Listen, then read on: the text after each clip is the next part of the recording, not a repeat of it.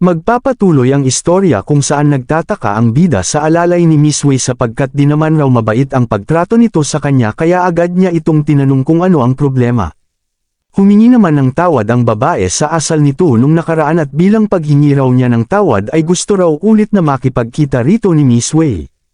Sa narinig ay sinabihan naman siya ng bida na siya ay abala at wag na ng mga ito na aksayahin ang kanyang oras.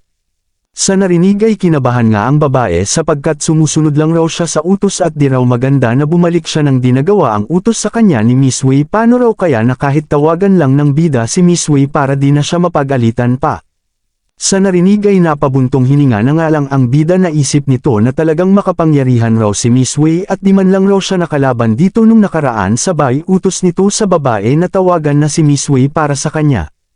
Nang lilipat ang eksena kay Miss Wei na tinawagan na ng ating bida nagsaad ang bida sa phone na ang alalay raw ni Miss Wei ay nagpunta sa kanya at sinabi raw nito na gusto ni Miss Wei na makipagkita sa kanya dagdag pa nito na ang pasya raw niya ay di pa rin nagbabago at alam raw niya na mahalaga ang oras ni Miss Wei kung kaya na wag na raw nitong sayangin pa sa kanya.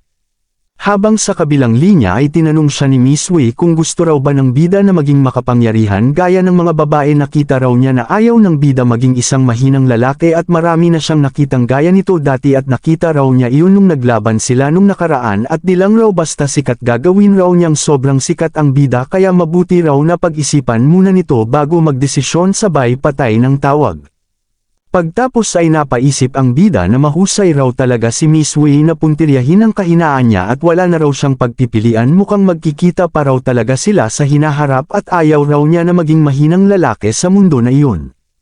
Pagtapos ay lilipat ang eksena sa paaralan ng ating bida makikita ang sasakyan na mabilis na umaandar sa pag-andar nito ay namamanghanga ang mga nasa paligid na nagtataka kung sinong mayaman ang nagpapatakbo ng sasakyan na iyon. Sabay nang bumaba ang ating bida mula sa sasakyan nang tinawag siya ng kanyang ate na may-ari ng sasakyan. Sa pagtawag sa kanya ng kanyang ate ay tinanong niya ito kung ano ang problema at may sasabihin ba ito sa kanya.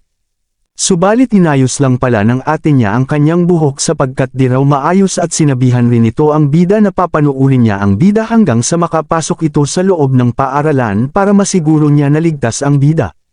Sa narinig ay umalis na nga ang bida nang makapasok na ito sa loob ay napapaisip nga ito na mas nagiging malapit raw siya sa kanyang ate at lagi raw siya nitong hinahawakan at di na niya kaya pa na mapigilan ang sarili. Makalipas ang ilang sandali ay nag-lunch break na kung saan naglalakad ang bida pero parang di maganda ang tingin rito ng mga nasa paligid. Nang nagsaad ang isa na di raw niya inaakala na ganong klase ng lalaki ang bida male god pa naman raw ang tawag dito ng mga babae dugtong pa ng isa na walang kwento raw ang bida at malamang raw na maraming mayaman na babae ang kinakasama nito at nakita raw niya ang mga komento sa bida na di maganda. Makikita ang komento ng isa nagsasabing bayaran raw na lalaki ang bida dagdag pa ng isa na ngayon lang raw siya nakakita ng gold digger na gaya ng bida na talagang mukhang pera kahit gaano pa raw kagwapo ang bida ay di pa rin daw matatanggi na mahilig lang ito sa mayaman na babae. Sa mga nabasa ay masaya nga ang hangal na nalaman na raw ng lahat ang tunay na pagkatao ng bida. Sabay lilipat kay Longlong na nagtanong sa bida na kung may kakaiba raw ba itong nararamdaman na agad naman na sinagot ng bida na kanina pa raw siya naguguluhan sa mga nangyayari mukhang kanina pa raw siya iniiwasan ng mga tao sa paligid. Sa nangyayari ay napapatanong na nga lang si Longlong kung ano raw ba ang nangyayari at bakit ganun ang mga kaklase nila. Sa loob ng room ay may lalaking nagsasabi na asan na raw ba ang homework ng mga ito at sino raw kaya ang tao na di gumawa ng homework at base dito ay mukhang ang bida ang pinariringgan niya.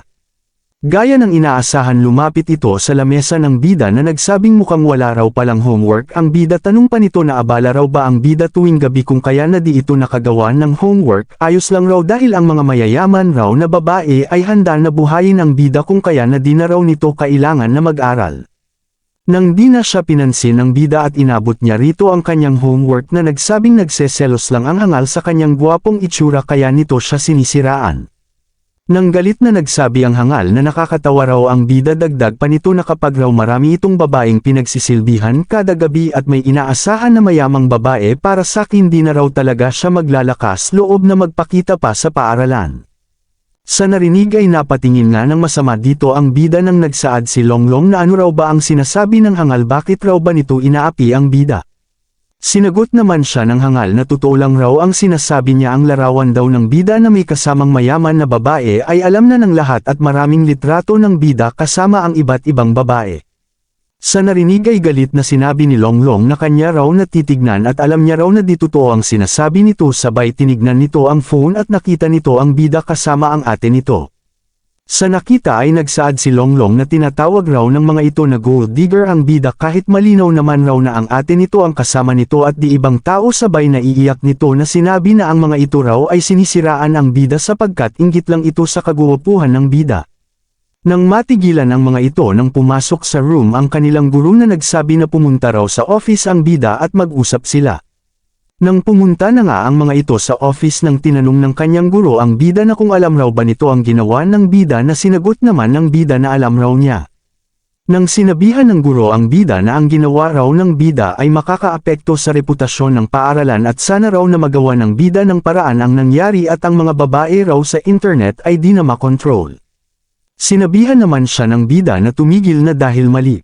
Ang iniisip nito dahil ang babae raw na naghatid sa kanya sa paaralan ay ang ate niya mismo at di pa raw niya ginawa ang bagay na binibintang sa kanya ng mga iyon, at kung ayaw raw na maniwala ng kanyang guro ay tatawagan na lang raw niya ang kanyang ate para magpatunay sa lahat, at lahat raw ng nangyayari ay malinaw na gusto lang siya na siraan, kung kaya sana raw na alamin muna ng kanyang guro ang lahat bago ito magsalita at hintayin na lang raw nila ang kanyang ate para malaman nito. Makalipas ang ilang sandali ay nakarating na sa lugar ang ate ng bida para magpatunay na di totoo ang sinasabi ng mga hangal na gusto lamang na siraan ang bida sapagkat inggit lamang sa taglay na kaguwapuhan ng ating bida. Nang nag-usap na nga ang mga ito sa loob, habang sa labas ay may mga nakikinig, nagsaad pa ang isa na napakaganda raw ng ate ng bida at sino raw kaya iyon, na agad naman siya na sinagot ng katabi niyang lalaki na iyon raw ang nasa larawan na kasama ng bida.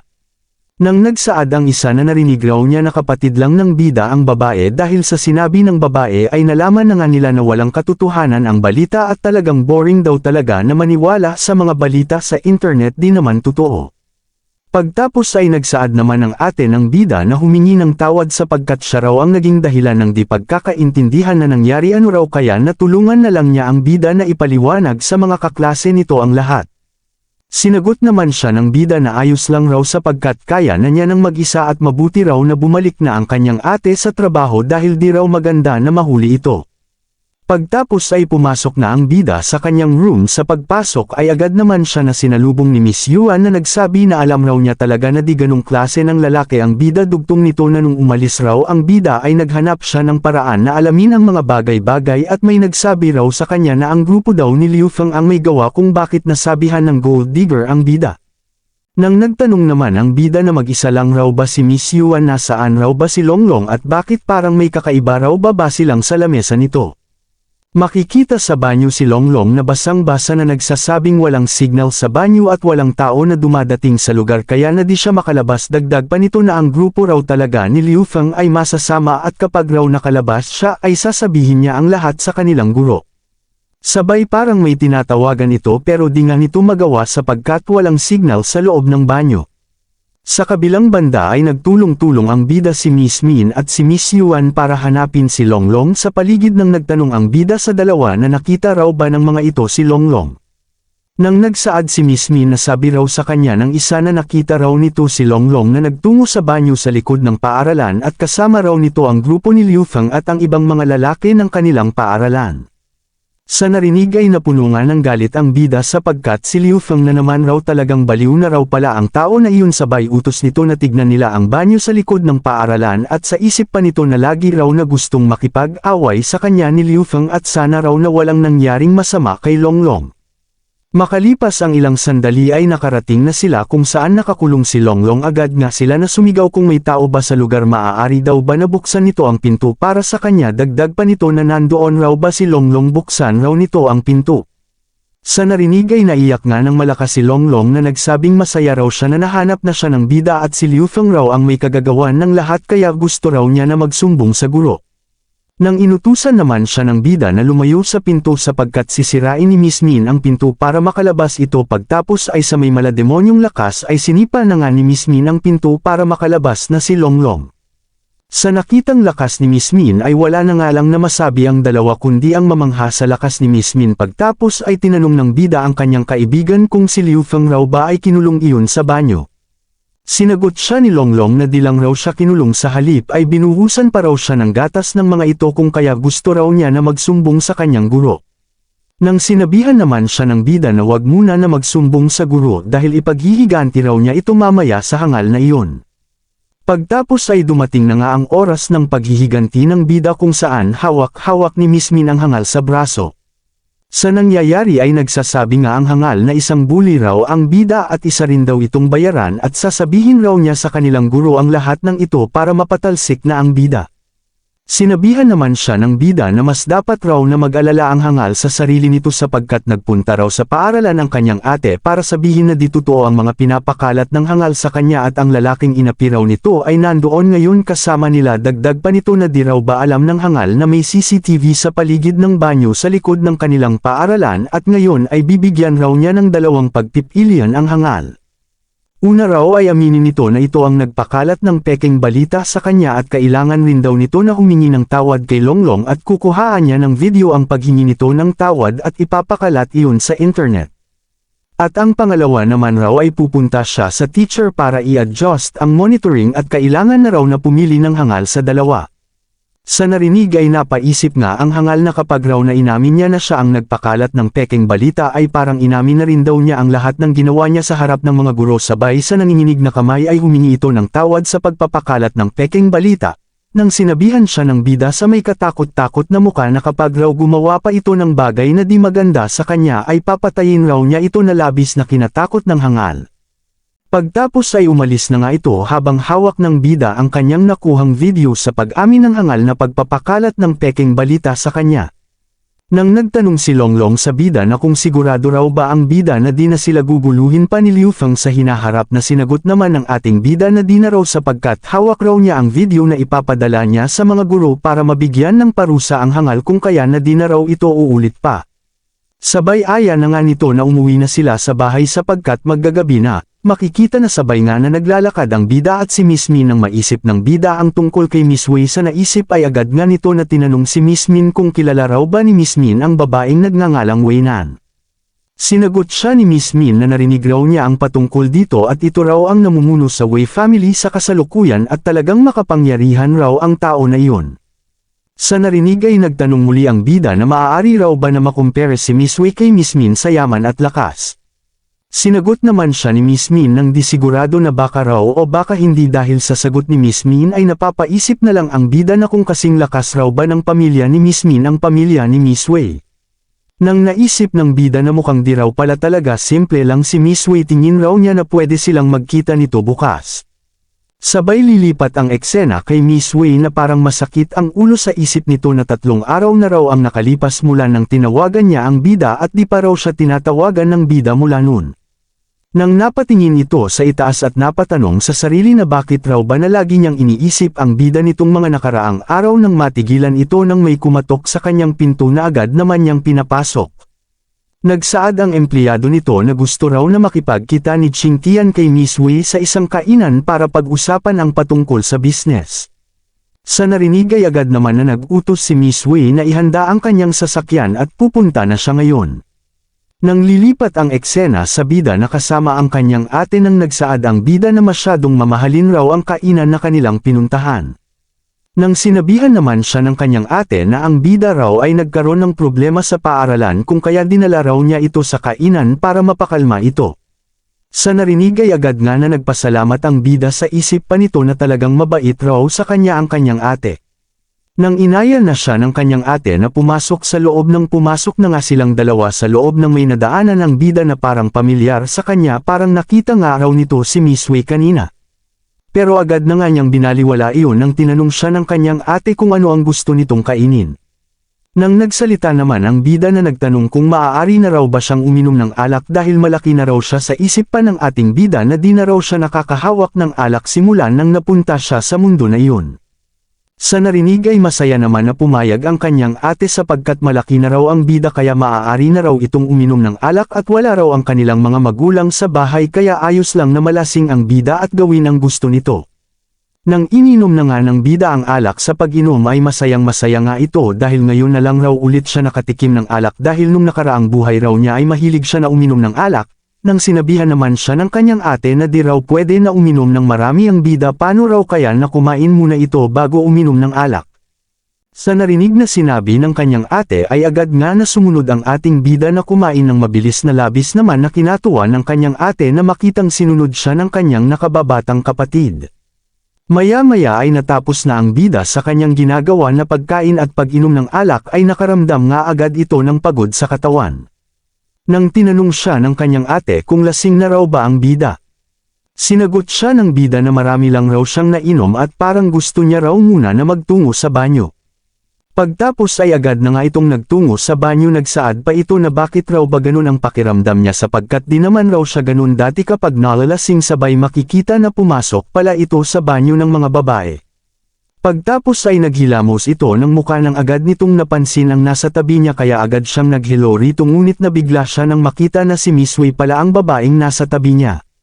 Sa nakita ay nagtanong nga ang bida na ano raw ba ang ginagawa ni Miss Wei sa panlalaking banyo na agad naman na tinanggi ni Miss Wei sapagkat nasa banyo raw sila ng mga babae.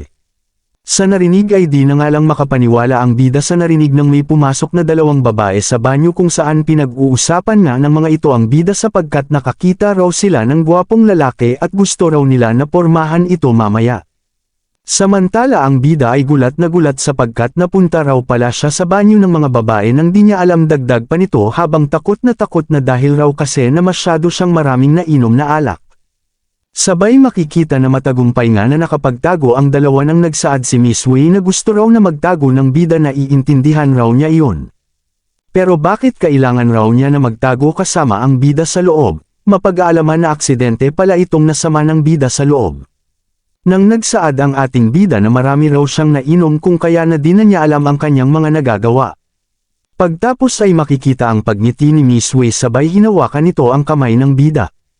Sa ginawa ni Miss Wei ay narinig naman iyon ng dalawang babae sa labas na napapaisip na may nangyayaring milagro sa loob ng banyo na iyon. Habang sa loob ay gulat na gulat ang bida na di maintindihan ang ginawa ni Miss Wei nang sinabihan siya ni Miss Wei na ang gaya raw ng bida na lalaki at walang depensa ay dapat na mag-ingat sa kanya, sabay tanong nito sa bida kung bakit di siya nito tinawagan. Sinagot siya ng bida na balak raw niya na makipagkita rito bukas pero di raw niya inaasahan na magkikita sila ngayong gabi.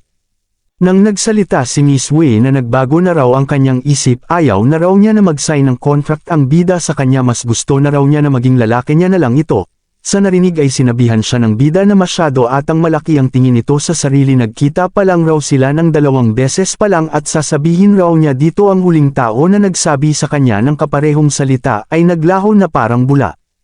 Sa narinig ay sumagot si Miss Wei na nagsabing si Miss Liu raw ba ang tinutukoy ng bida na tuklasan raw niya na maraming illegal na ginagawa ito kung kaya nakinulong raw niya ito at ng kanyang mga tauhan.